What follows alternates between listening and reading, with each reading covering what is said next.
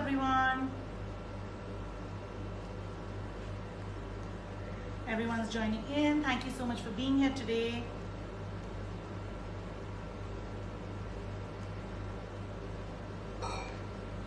Hello everyone, good to see you here. Thank you for being here for yet another 3 p.m. live on our Networking Now stories. Insta live actually. So today I'm speaking to somebody who's been a mentor to me and somebody who's helped me scale whatever I do. I'm talking to Delna Avari, who is a business consultant, and she's a business consultant committed to impacting her clients in a significant, enduring manner. She works with change-oriented companies to help unlock insight, drive prudent decisions, and realize their goals to deliver the sustainable success that they desire. So hello everyone, and I'm excited to speak to her. We'll be talking all things business. Good to see all of you here. Hi Ritika, hi Afsheen.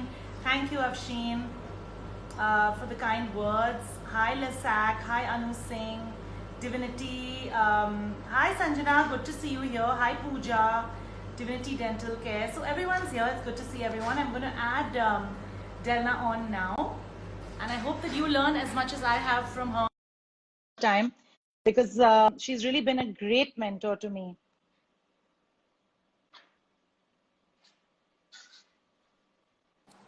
Hi Delna.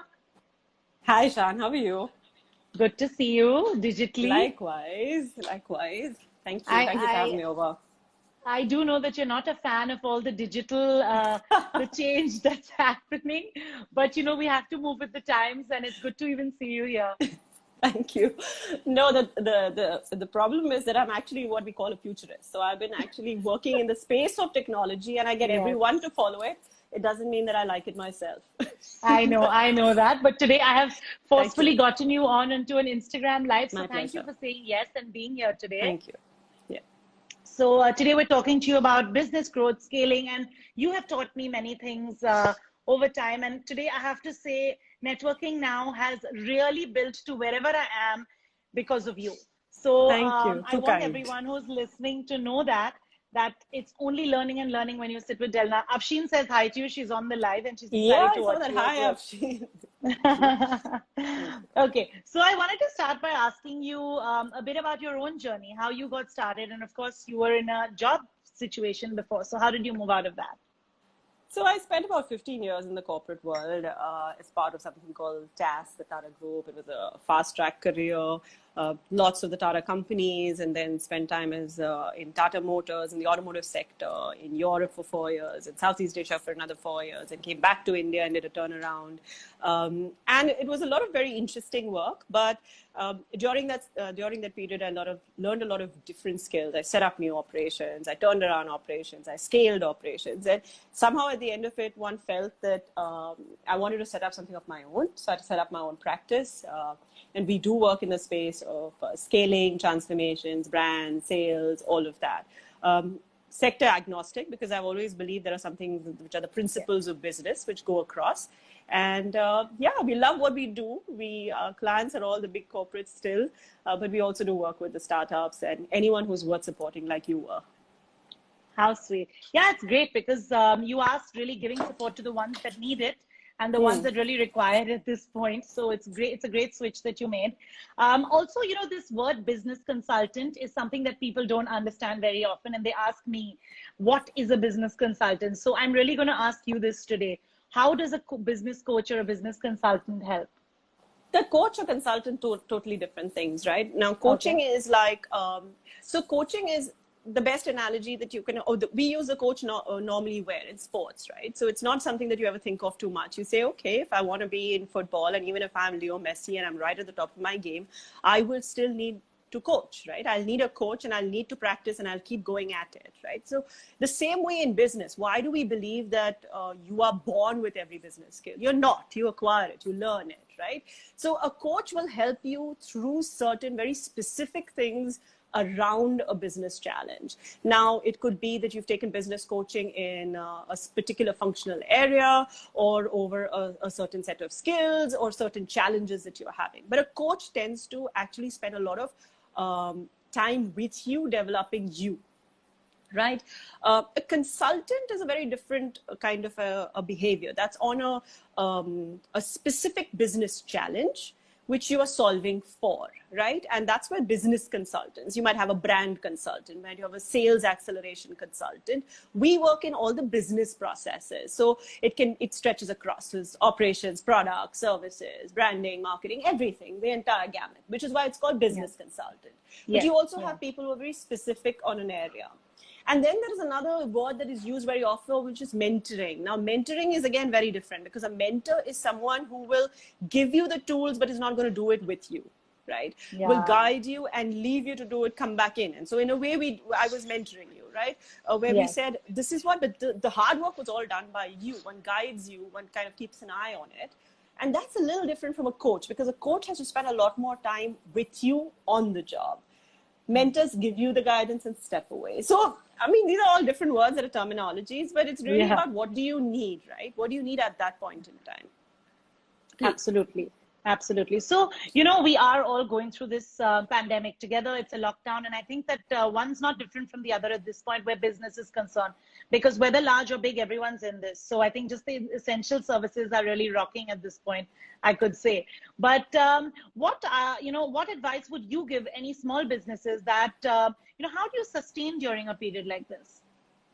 How do you sustain business? You know, you can get into a mindset of sustain and you can get into a mindset of thrive, right? But you have to be smart about certain things. So I'll set the context in 2-3 things that you must do. Now, first thing is understand your finances right up front, right? This is extremely important in a period like this, because your revenues have either completely disappeared or they're severely curtailed, right? So the first thing you have to do is understand what we call as 2-3 things. One is your basic cash flows. You might not even be having a flow, right? So you've got to start managing your cash and your costs very, very carefully. The tendency to take knee-jerk reactions is very high. So I hear a lot of people saying, fire my people or start cutting people's salary. No, don't do that, right? Understand clearly where is it that you need to take action. Understand your finances accurately and track them much more consistently than you used to. So if you did it once in a way, do it more often, right? Keep an eye on it. Look at your flow. Then start thinking about what are the new areas of opportunity that I have, right? So if your business went in a certain way, can I create something new? Can I do something else, right? So figure that out. Work in the space of figuring out what are the new opportunities that I can have, what are the new tie-ups that I can have. The other idea is that in this environment, everyone's screwed up, right? Everyone's having a hard time. So you might develop new relationships, new tie-ups, which you hadn't even thought of. And at this point in time, don't think of money, think of barter, right? So I'm helping you, you help me, because everyone's in that same kind of a situation, and figure out new ways to do this. The other aspect that you must sit down and think about is your entire overall business strategy, right? What is it that you will do today? What is it you will do in the midterm? And when you are doing this, you also do what we call a scenario planning. Now, scenario planning sounds like a fancy big thing that only big companies do. No, you've got to do it. Everyone's got to do scenario planning, right? And so you will have a good best case scenario. You will create saying business as usual. If things work out, what will I do? And then you will do something in the short term. And you've got to start figuring out what am I going to do in each of these scenarios. Supposing this doesn't end on 3rd of May, it goes on till July, what will I do? If it goes on till September, what will I do? Supposing everything starts on 4th of May, what will I do? That's what you have to think about, right? And fundamentally learn to also understand that your employees as well as your customers are very, very key. The only way you can get out of this situation is by actually pooling in the intelligence together. So if you don't make them a part of the solution and you start treating a lot of your employees as a part of the problem, then you're in trouble. And I hear a lot of people treating their employees like part of the problem rather than the solution. And you've got to start treating your employees as well as your customers as part of the solution, because guess what? Everyone's in it together. Right? So these are just some thoughts, but is it making sense, what I'm saying? You know, honestly, I agree with you completely, because that's in the first week, people were like, I have to fire my employees. How have you made that decision? That means you haven't thought about cash flow in the past. You haven't saved up money in the past to pay your salaries. That's not the first thought that should come to your mind. I agree, if it goes on for 6 to 8 months, plans might be different. But I completely agree with what you're saying. Yeah, and you know what? A lot of times when so there are two things. There's another aspect that I saw, because this happened with somebody who wrote into me saying, you know what? I was anyway going to fire this employee. We were already doing the year-end reviews. Now what do I do? So my answer was fire. So, Yeah. I mean, the fact that, at the end of the day, it is March, you had anyway planned your year-end reviews. If you've done your quarterly reviews on performance, there will be people who you've said your performance needs improvement. You've given them an opportunity. They haven't shaped up. Let them go. Right? It's hard. It's brutal. If you can't take it forward, don't. Right? We can't sink the ship. So the point is, don't take knee-jerk reactions. Take decisions which are not reactions, but actually well thought out. And if your employees if you look at your employees just as a cost, then your hiring practice itself is flawed to start with. I completely agree with you. Couldn't agree more. We have Scoop Shape Bake, who's a member, and says, yes, it's making a lot of sense what you're saying. And Afshin, of course, says, yes, I love this mindset of employees are part of the solution and not the problem. I completely agree with that. So, moving on to, you mentioned about barter, and I've been doing that since the day the lockdown started, doing lives and just trying to engage with my community. I wanted to also ask, is this a good time for companies to kind of restructure and look at maybe adding another, an angle or maybe an extension to what they're already doing? Is this a good time? Because it's a time of crisis. No. Whether a crisis or not, you should always be thinking about innovating. Now, it's amazing that I have always maintained that your customer is at the heart of any operation, right? If you haven't mapped your customer journey and you haven't understood that, whatever product or services that you're selling, guess what? If you're just throwing cash at it, when the cash is over, the company is over, right? If you're one of those companies, then you will die. But for everyone else, if the customer journey has changed, right now the customer journey has changed, right? Because today, the way customers are actually buying, or the way you're interacting with the customers has evolved, has changed. And it will evolve, right? We all don't know how exactly it will evolve, but some trends are there and some trends are here to stay. So if that customer journey has evolved, then you should also be thinking from your perspective in your business, how do I evolve my solutions? So innovation and doing interesting tie-ups, some of them might be temporary, some of them might become business as usual as you go along. But if you're not thinking about it, if you're not innovating, then you will have a problem.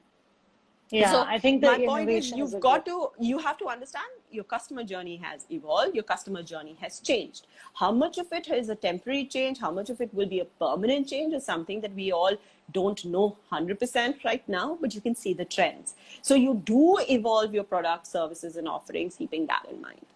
Yeah, absolutely. So I wanted to ask you about marketing, before, like a pre-launch of a product or of any business or a startup. What is the one marketing thing that you follow when you tell your clients? What's the best marketing strategy out there? So there is no best marketing strategy. Every marketing strategy is best for your own business, right? There is no one size fits all. And again, it might sound like I'm repeating, but the fact is, if your starting point is always your consumer journey. And where are you going to actually find those, those points of connect? And once you've understood that, where is your customer available? Where are they at the most, most open to your messaging and your product and service messaging is where you find them. Now, if that is social media for you, great. In social media, it depends on which channel it is. If it is conventional, traditional media, that's fine. You know what I mean? It's something that you've got to figure out for your customer, for your product, your service. And always remember, it's at the point where your customer is most likely to make a decision in your favor. That is what the marketing is all about. You've got to communicate with the customer at the point at which they're most likely to make a decision in your favor. And when you communicate at that point in time, you'll have the maximum bang for your buck. So a marketing strategy is not a one size fits all. It is for you. Okay, I totally agree. Because everyone's business is different. Some people work well on social media. Some people even work well just with like newspaper advertisements. So it's everyone's strategy should be different. Moving on to PR, PR has really changed from when it first started to today. First, it was all about articles. It was a lot of free stuff. Today, it's a lot of paid stuff. Are you a fan of getting a PR agency on board or incorporating PR into your strategy, into promoting? So it's not being again, there are some businesses that would absolutely need it. It's one more part of the mix that you have that you will use. If you feel you have a need for it, please use it. I am absolutely pro it for certain kind of businesses. For instance, in our practice, we've never used it. We don't need it. Why do we not need it? Because we are a high-end consulting practice. Our customers are best PR, right? Yes. So our customers go and get the next customer. And in the startup ecosystem, it's when you talk to one, you help one, the next person comes through that. Our business size is that, our kind of offering is that, right? But if you are somebody who is in a very different kind of a business, if you are somebody who is selling cars or is selling, is a restaurant, stuff like that, you need it, right? Because you need the local area to get to know about it. If you're any FMCG products, it helps.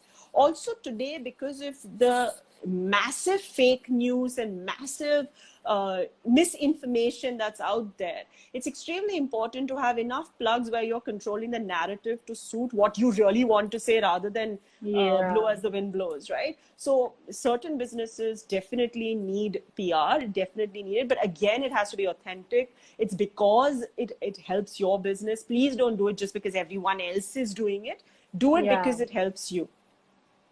Yeah, absolutely.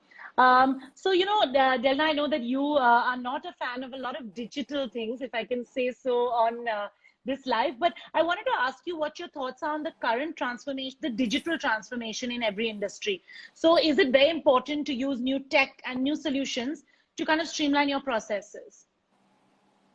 So let me correct you on that. I am not a fan of being on digital platforms because I think there's far too much. Yeah. So I am a person, but I have probably been the pioneer of introducing a lot of social media in this country. And that's the reason why I've served on the client councils of some of the biggest guys, right? And continue to do a lot of consulting work around digital transformation, as well as business transformation. So for me, digital or technology is an enabler. And it is, in most businesses, it's an enabler, right? Some businesses, the technology is the core of the business. Those are different businesses, right? But by and large, for the rest of the world, digital is a way of enabling processes to be more efficient. And as a matter of fact, we do a lot of work in Industry 4.0, and I talk about it also a lot. Don't do anything if it is not authentically needed for your business. This is something I will keep saying ad nauseum. The fact of the matter remains that if it is something that will make you more efficient, if it is something that will make you more profitable, if it is something that will meet your client needs better, then invest in that technology. You cannot not invest in that technology. You cannot not evolve your business, right? But don't do things for the heck of it. I think for me, that's probably one of the biggest things. I mean, it's amusing, right? Because when you said Insta Live, I said, I'm not much on Insta. I use my Instagram account as a private account to happily watch pictures of interior designs, homes and gardens across the world, right? I have zero interest in using it for business, but I'm very active on LinkedIn, right? I mean, because LinkedIn works for me. It's my preferred medium. So similarly, for a small business also, be clear where your customer is, be clear where your authentic conversations can happen, and invest in those channels. Don't be everywhere just for the heck of it. There's just an information overload, right?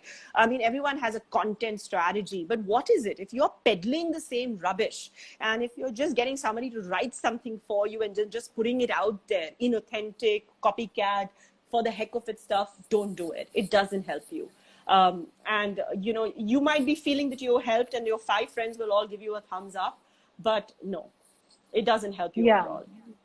Absolutely right. So I wanted to ask you, what's your one mantra or go-to which really helps brands reach their fullest potential? There is no one mantra. Just be authentic, right? Just stay true to your value system, stay true to what you're trying to achieve as a business. And that's all I would say. Yeah.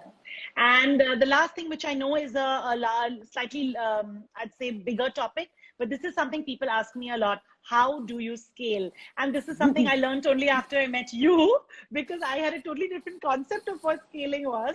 So I want to ask you, how do brands scale? What is scaling? You know, this is something that, as a definition, as I have often tried to explain to people, that your business actually scales, or business scaling actually happens when your revenue is growing exponentially and your cost is growing marginally. Until you reach that stage of your business, you are a growing business. That means your business is in a growth stage. So if your revenue curve is going up and your cost curve is going up at the same level or more than your revenue curve, then you're still not at a scaling stage. In a business scaling sense, you might be geographically scaling, you might be scaling as a number of units sold. Those definitions you might be scaling, but from a business scaling, you're not. So for any business scaling to actually happen, your costs have to come under control, and it has to become modular and repeatable, right? This is extremely important. So when you think of your business, you map your business out, your product, your services, whatever it is that you're offering. You need to be very, very clear that you know what your end state is. You're visualizing your end state. And when you're visualizing your end state, you're figuring out how to bring your cost under control. And how to bring where your cost comes under control when it becomes finite and repeatable. And from that same unit, you are able to charge more revenue. Only then will it actually be a scaling business. And people don't realize that, you know, and you can see that with a lot of companies right now, because a crisis will always throw up which are the real companies and which are the companies which are not really following principles of business. If you have been scaling cost, when your money disappears, when your funding disappears, your business disappears, right? It's very easy to show high growth and big numbers with a lot of cash to burn. The really good businesses are businesses which are able to increase revenue while keeping their cost under control. And that is really the game. And how do you do this? You will map your overall business. You will map your operations. You will map your people. Each of these are the three axes that you will then start working on each of them, right? And there are ways to do scaling. So as a matter of fact, I mean, that's an entire few hours of conversation that you and I can have on it. But the fact of the matter is that you actually plot on each of these and create your business with that end goal in mind. That how do I create modularity, repeatability, that my cost comes under control and my revenue goes up exponentially. Yeah. Thank you, Delna, for this. Absolutely. I've learned all this from you. So I'm happy that everyone else is listening into this as well. Before I leave you, are you working during this lockdown? How do people get in touch with you if they do want to take? I don't remember a day I haven't worked. I started working when I was a teenager. So it's something I've done my entire life. But the joy of working, right? As a matter of fact, just yesterday I was doing a VC and somebody said, "Are you sitting in your own office?" And I said, "Yeah, I can't be talking about trends if I haven't understood the trend and invested in it long back." So I've actually had a home office for the last 4 years, right? And today it's become a norm. Right. So the fact of the matter remains that in this environment, just find your little space, just start, put your head down, focus. I want to anecdotally share something with you. So the other day I was speaking with my parents. My parents are in the 70s, right? And I was like, "What's your screen time?" And both, like, dads, it's 4 hours, 40 minutes. Mums at 3 hours, 40 minutes. My screen time on my phone on that day was 55 minutes, right? And wow. So the fact of the matter remains that, work, focus, be where you need to be. Definitely we are working. I just see somebody has written, "Delna profile is empty." Yes, because I'm not on Insta. But you could definitely find us on this has been a big one for me to get Delna to come Insta live. I have said it thrice in the Insta Live if you've been listening. So she's active on LinkedIn. I will share her LinkedIn profile. And our Delna, website. You can your website. Yeah, Yes. so the best way is to drop us at delnaavari.com or contact at delnaavari.com. And we are definitely working through this period. We are guiding a few businesses, young businesses, who need the help. So you know that my policy has always been about pay forward. So we do have all the big groups are clients in some form or the other, but we do keep a few hours every week to help young businesses who are. But you've got to be serious because working with me is very hard. Ashan, you can vouch for that.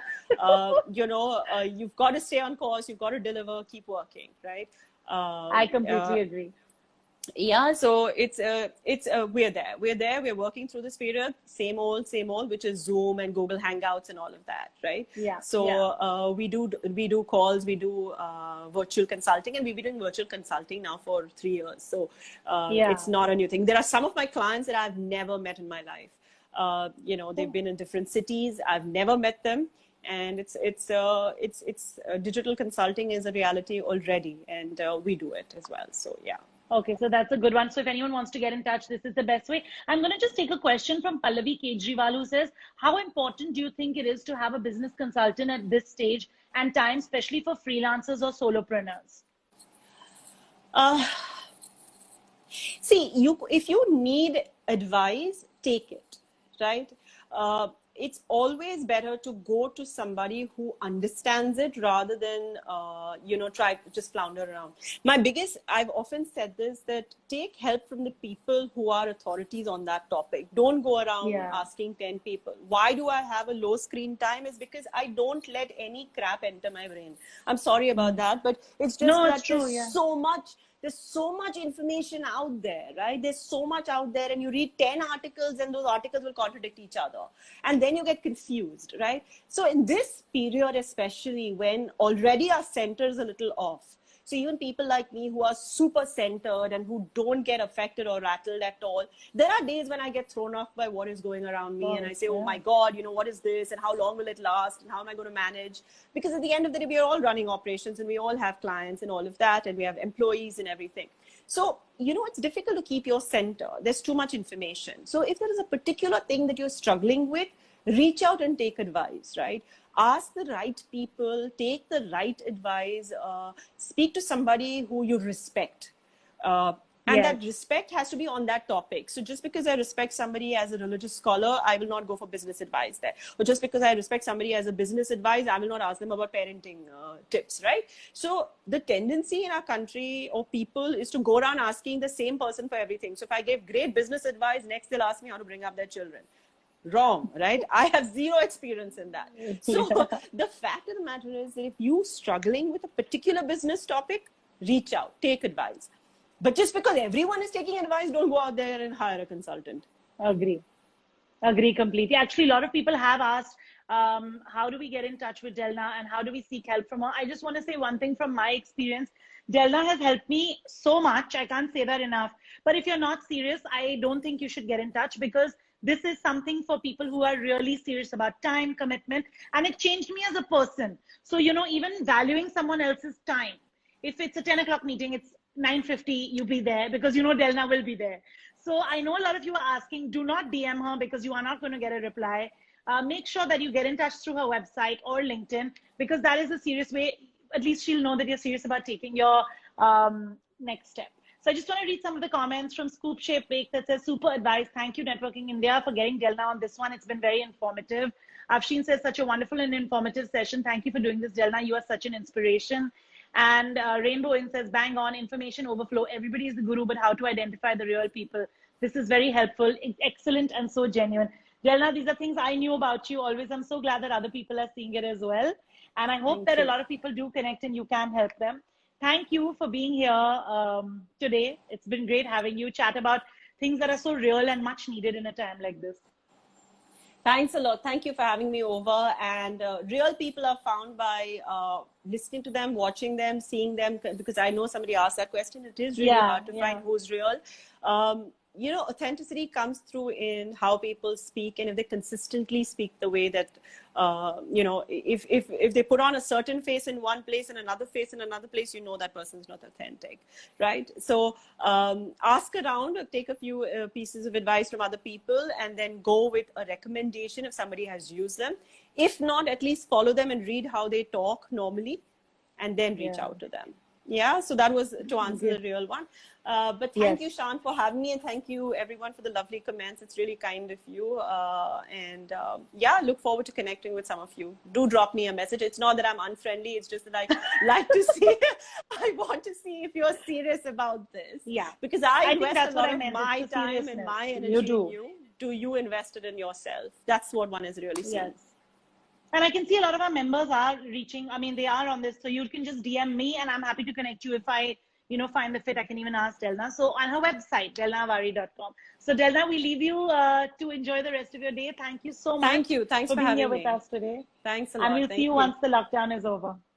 Look forward. Take care. Thank you. Bye. Thanks a lot, Shan. Thank you. Bye. Bye.